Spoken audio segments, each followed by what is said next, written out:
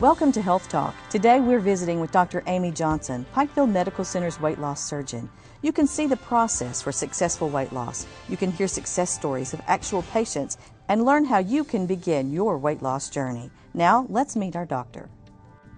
Hello, my name is Amy Johnson. I am the Medical Director of Bariatrics at Pikeville Medical Weight Loss Center. We are here today with two very successful patients that we'd like to talk to. I'd like to get started with Tiffany Fronto, who is a patient that I performed bariatric surgery on approximately 1 year ago. When I first started thinking about bariatric surgery, I was 22 years old, and at that point in my life, I was on blood pressure medicine, knee medicine. My knee had give out on me, and as a 22-year-old, that's something that you don't want to face. So you have to either make the choice for yourself: do I want to continue on this unhealthy path, or do I want to make the choice to change this? And for myself, I made the choice to change because I didn't, blood pressure and taking knee medicine can lead to further problems. So that's when I knew that I needed to do something, because I shouldn't in my 20s be taking knee medicine and blood pressure pills and whatever else was coming my way. So that's how my journey began. And what a journey it's been. Yeah. It has. It's been so exciting for you. It has. That's fantastic. So tell us a little bit about your story, Raul. I know you've told it a bunch at support group. I have. The main thing, the reason was to have the gastric bypass. Is health reasons. I had the insulin pump I wore for about 2.5 years, and my health was declining really fast.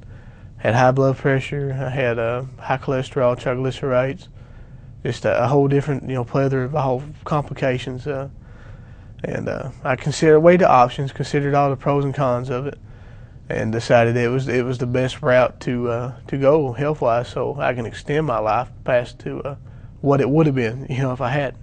Absolutely. And I had it, surgery on the 4th of June, and I haven't looked back since. I mean, as far as medicine goes, no more insulin pump, no more high blood pressure medications, no more high cholesterol medications, no more diabetes medications. And I'm free from those chains that bound me down to the unhealthiness, and even dietary. It's so much better.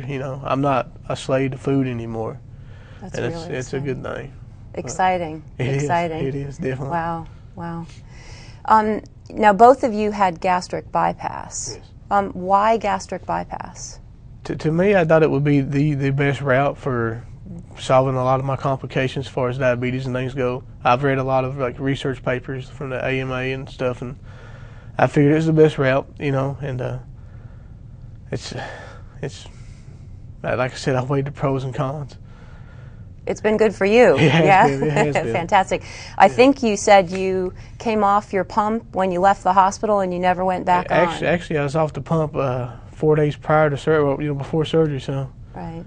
And it was good. It was good waking up and having not having low blood sugar to a point, but it was awesome not waking up and having it 400 or 500. Absolutely. Yeah. That's exciting. All those organs are saved. That's great. They are. And what about you, Tiffany? Why did you choose gastric bypass over the other operations? I think I knew from the beginning that that's what I wanted to do. I knew that I really never looked into band. I think, if you do the research, you kind of learn more of what is right for you according to your weight and different kind of medical conditions and things like that. But I think from the beginning I knew that bypass was the best choice for me. At the time, sleeve had not been introduced to me, so I wasn't very familiar with it. Mm-hmm. It is a great surgery, but bypass has been my choice from day one. Great. Super. Well, lots of information from the both of you.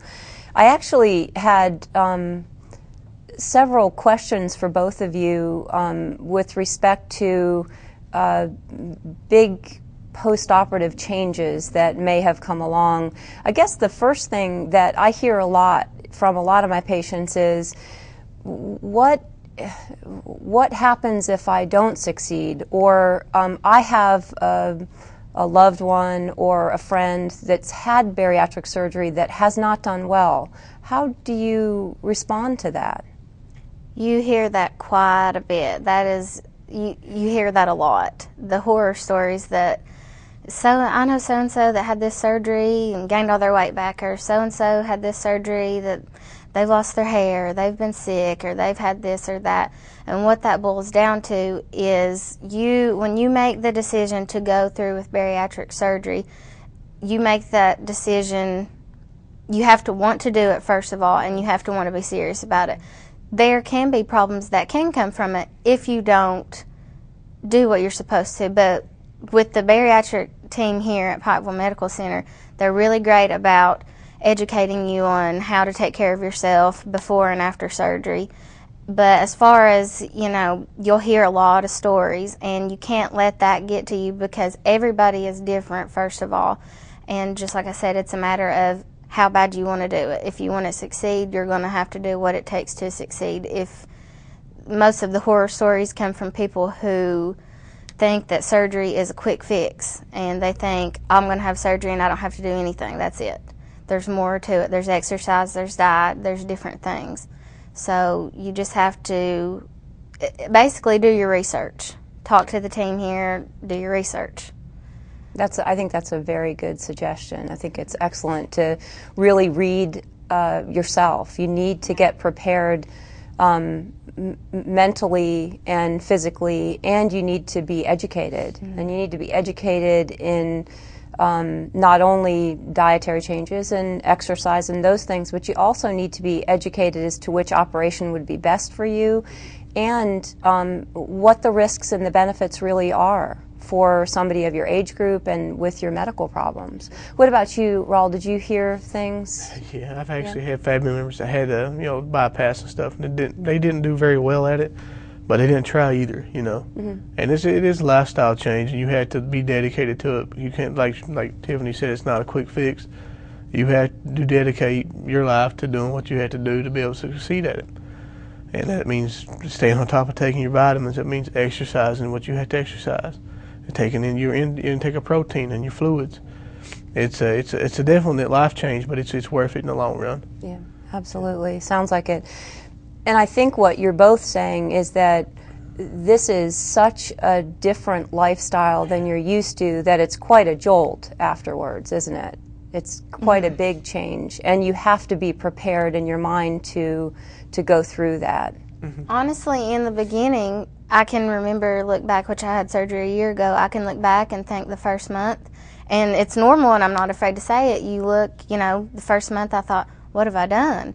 It's just because you are going through so many changes, which are wonderful changes. Once you get past that, it's just glory, is what I think. But, in the beginning, you will have that, what have I done? And I don't think I can do this. There's no way I'm going to succeed. I should have thought about this more.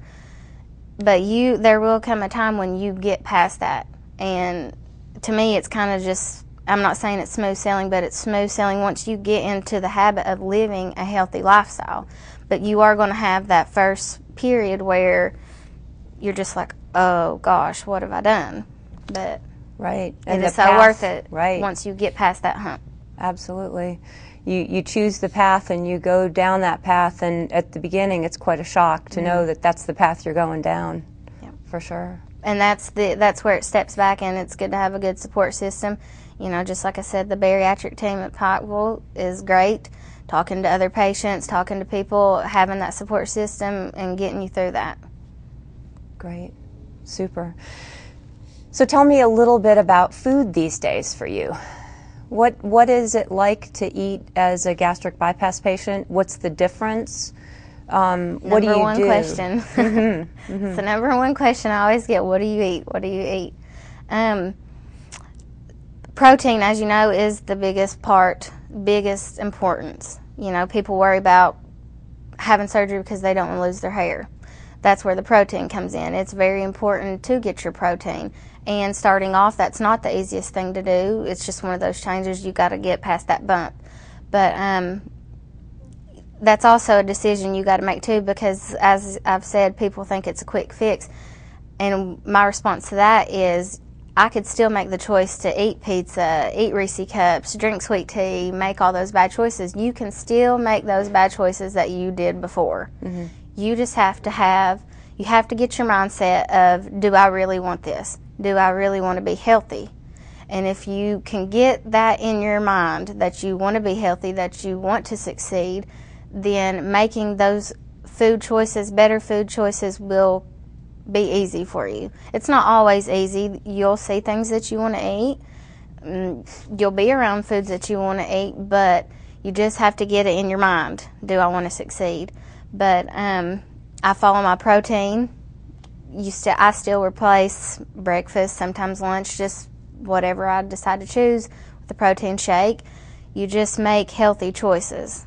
I could list all kinds of different things that I eat that are healthy. There's healthy food out there that's good. You just have to get it in your head of what healthy choices to make, what smart choices to make. It sounds like it has to become a habit for you to choose to be healthy, to choose to reclaim your life, to choose to make those moves in a direction that will keep you alive a long, long time. It's the want to and the want to succeed that helps you make better choices as far as food, and to make it easy for yourself. Great. I think. Great. What do you think, Raul? As far as food-wise goes? Yeah, Well, the funny thing about it is, with the day of surgery, I can remember going in and I was starving. I can remember that. And I was really hungry. But after surgery, I had no hunger. And it's been a little bit over 7 months, and I haven't felt no hunger in over 7 months. Mm-hmm. I do take my protein in, but I do a lot of liquid protein. I do shakes, a few protein bars, but you got to watch your calorie intake. Right. But there's good protein shakes out there. They are. There are. There's some that's not so much, and there's some that's pretty good. Did it take you a while to find the right one? You have to experiment around, and you'll trial and error. Yeah, trial and error, and you find what you like and what you can tolerate. And, you stick with that, and it works in the end. It does. Now, do you eat some meats and some vegetables and those kinds of other foods besides your protein shakes? I try to bring in some roughage, some salads every now and again, and some fresh fruit. Okay. I find with me sometimes that I really can't tolerate solid food too much. I just do the liquid and a few protein bars every now and again. Okay. But yeah, I try to get roughage in because I know I need it. Right. Yeah. Exactly. Keeps you healthy. Yeah. So I guess the big dreaded thing that all of our patients sort of get a little bit anxious about is this exercise thing, and the need to become a non-exerciser. The need to become an exerciser from being a non-exerciser, and it's a huge deal for people. And often I hear that I'm in so much pain I really can't exercise, or I know I'll hurt my knee even more, so I can't exercise. How did you get started exercising, and what did you set goals? Did you do something to motivate yourself? Help me understand how you did this. This is where it goes back to if you want to succeed, because you're not going to start in the beginning and you're not going to run a marathon. You're not going to want to run a marathon. You're not going to want to walk for an hour or however long. You're not going to start off wanting to be that big exerciser. Here, a year later, I work out twice a day. I do dedicate most of my evening to exercising. But did I start there? No.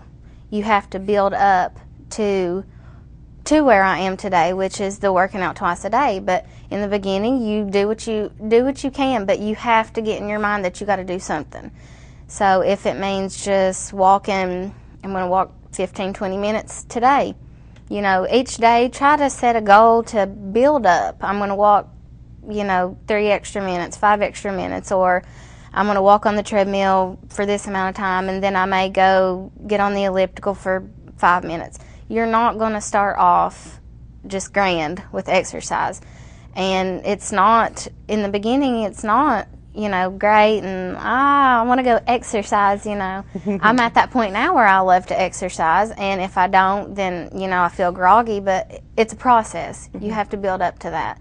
But if you get your mind right, you will eventually build up to where you enjoy exercising, and it becomes part of your everyday life. And if you do miss a day, it's okay to miss a day, but if you do miss some exercise time, you kind of just like, it's become a part of your life. Something's wrong if you don't exercise every day. You feel, and you get to the point where you feel, you could have a bad day, go exercise, I guarantee you feel a lot better. That's how it works for me. I can be groggy, sleepy, tired, all that, and there's days I don't want to go, but I'll push myself to go because I know when I'm done, I'll feel a lot better, and 10 times out of 10, I do.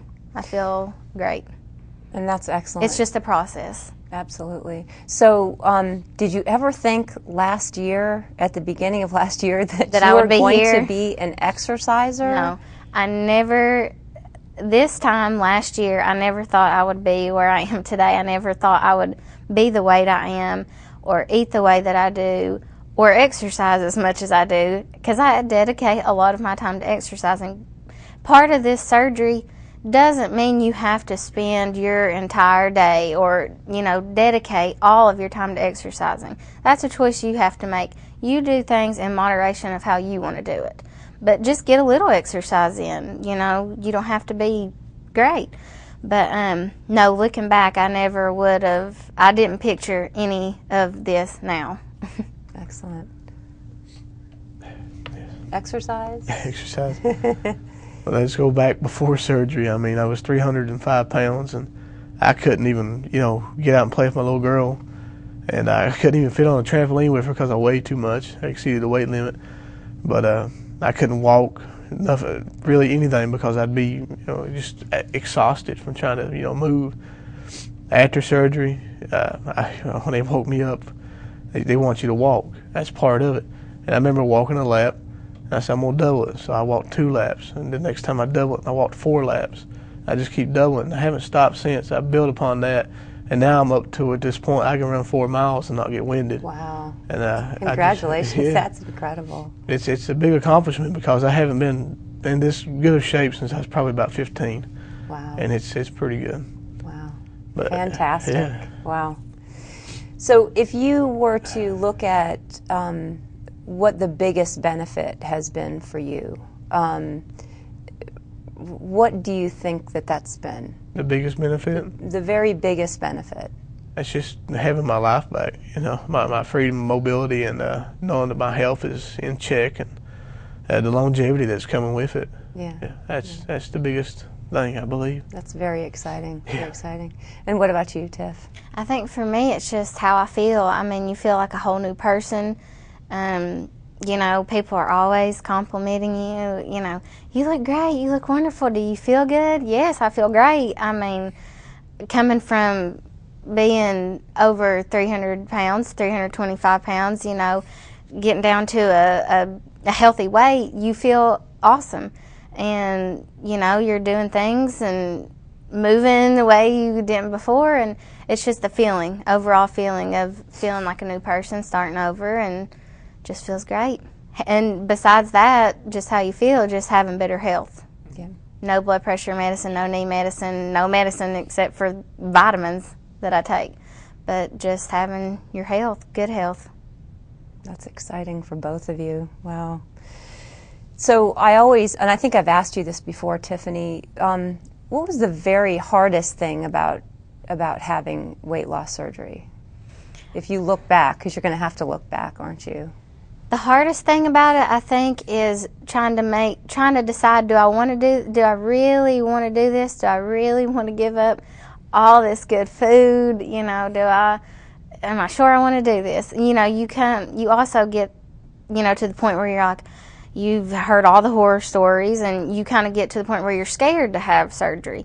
For me, a week before surgery, I know I cried, and I went to several people and thought, am I doing the right thing? I don't want to lose my hair. I've heard this, I've heard that, and you think it's just deciding whether you want to do it and getting serious about it. And I just finally made that decision, all this food is good and it's great and it tastes wonderful and you feel good eating it, but where's it getting me?